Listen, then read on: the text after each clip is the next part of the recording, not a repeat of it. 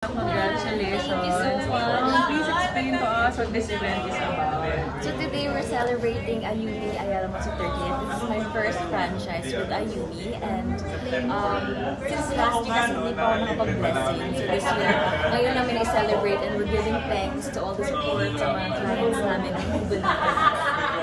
Ayumi is Ayumi is a art studio. We specialize with the Japanese techniques for the lashes and nails. Kaya number one to sa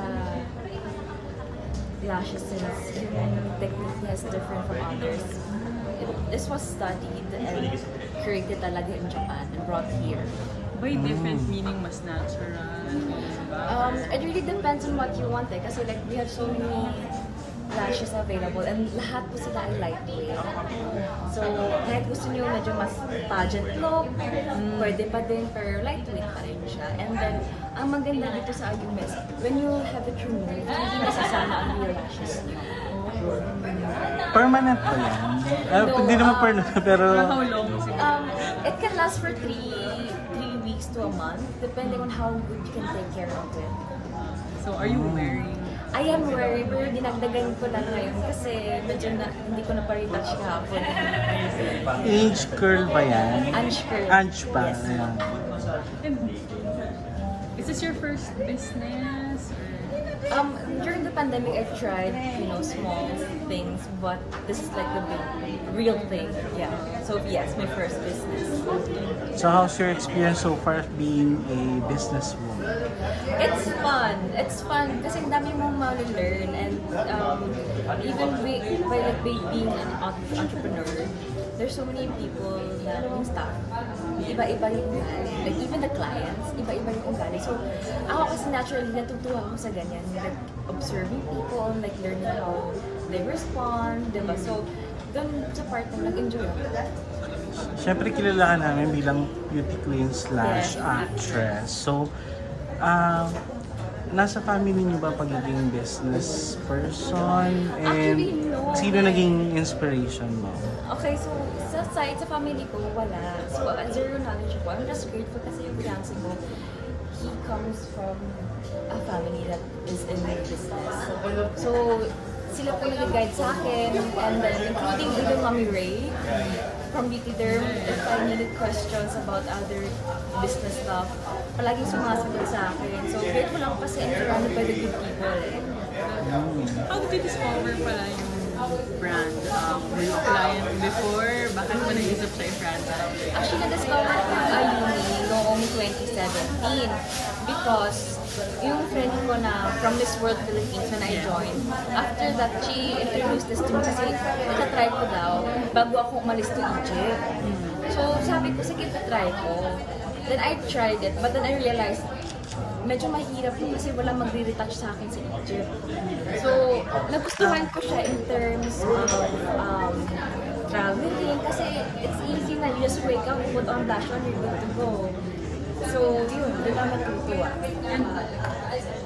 So mainly, the services are lashes, pero you also have nail services. Yes. Ano pa yung ibang pwedeng i-avail here?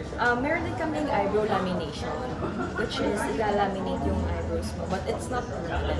Kasi others are looking for like a micro-bleeding or a tattoo. We don't have that. It's just yung natural hair mo, form namin. And it will be sculpted in the way you want. And it can last for a month also, as long as you don't brush it. And so far, may isi-share ka ba na parang memorable experience being a businesswoman? Kumusta yung pagtanggap with Ayumi? One thing I can share, memorable, hindi siya masaya. Actually, no, kasi yung isang beses sinigawan yung staff namin. But I get the point of the client. But I was surprised that she started raising the voice and, started using hand gestures. So, yeah, that would be very memorable for me. Kasi doon mo na-realize na, okay, you have to be very, very careful what comes out of your mouth. Kasi some simple words can trigger someone and you don't know what they're going through in the day or like in life. So, dapat very careful talaga how you explain to the client. Pero paano mo siya hinandle? Actually, I wasn't there. So, tatawagan na lang kami ng taga-main branch on what to do, or like to ease the situation. So yeah, medyo teamwork na nangyayari. How long has it been prepared? Almost a year. Almost a year. And ano yung parang major lesson or philosophy na you live by as a businesswoman? Oh, you're good now. Okay, okay. Or just an important lesson na natutunan mo within the year?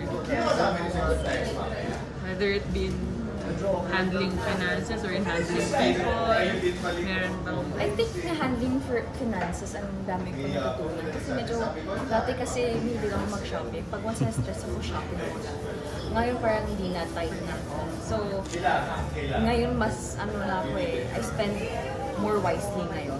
And like look into things I can reuse. And stay away from And one thing na hindi ka namin na kumusta about is your engagement. Kasi, kumusta naman? How did it happen? It's good naman. I'm enjoying the planning. Medyo mabilis naman nangyayari kasi the wedding will be this year.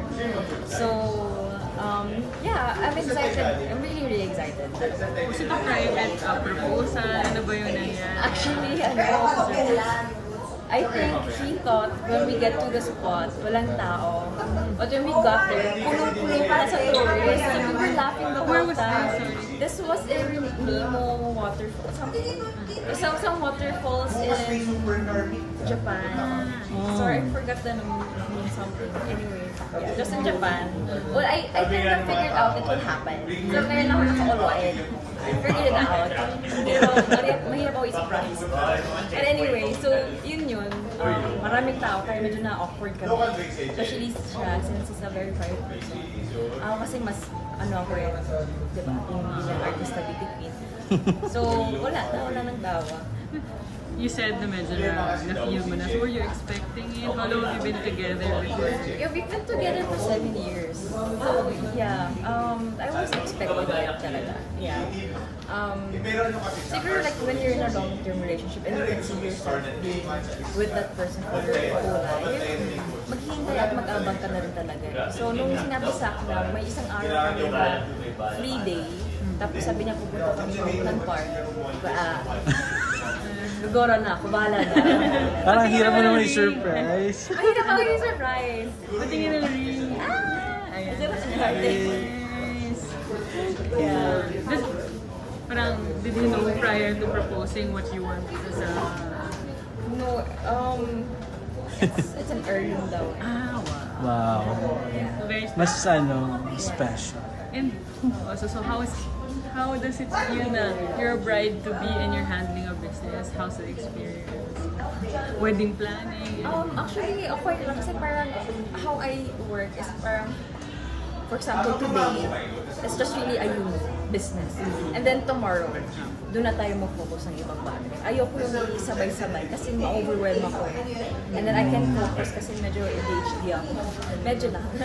So, pag may hinahandle akong one into another, ganun-ganun ako. So, I try my best na like today, guest list. Tapos the other day, para lang relax lang din. Kasi I get overwhelmed easily. And I noticed merong pala, may beauty derm dun. Do you resell here? Yes, actually binigyan ako ng package ni Mommy. So, dito ko din-display kasi a lot of clients ask me what's my secret daw, what am I using. So, at least andito na sabi ko, okay, kunin ko na, andyan na eh. I'm not giving naman any secrets naman talaga, like even on social media. So, what you see is beauty derm talaga. Also, where does acting come in now that you're super busy in business?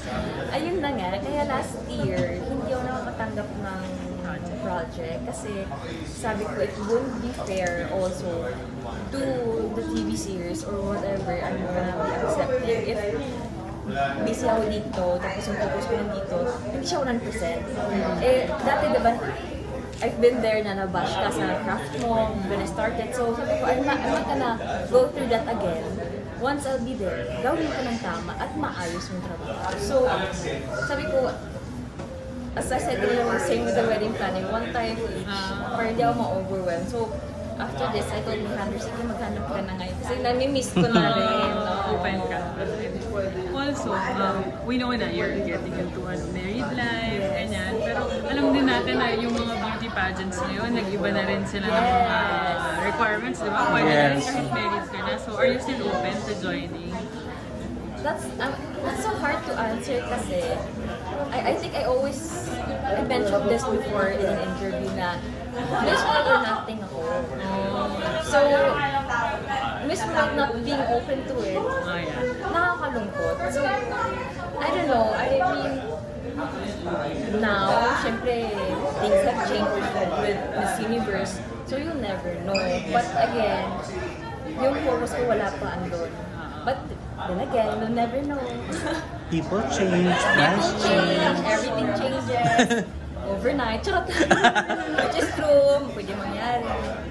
So far, please invite everyone to visit Ayun. And, hi everyone, I'm Tia Tamara and I want to invite everyone to Ayuni, Ayala Monza 30th to get your lashes and nails done. See you here! Thank you so Thank you much. so And congratulations.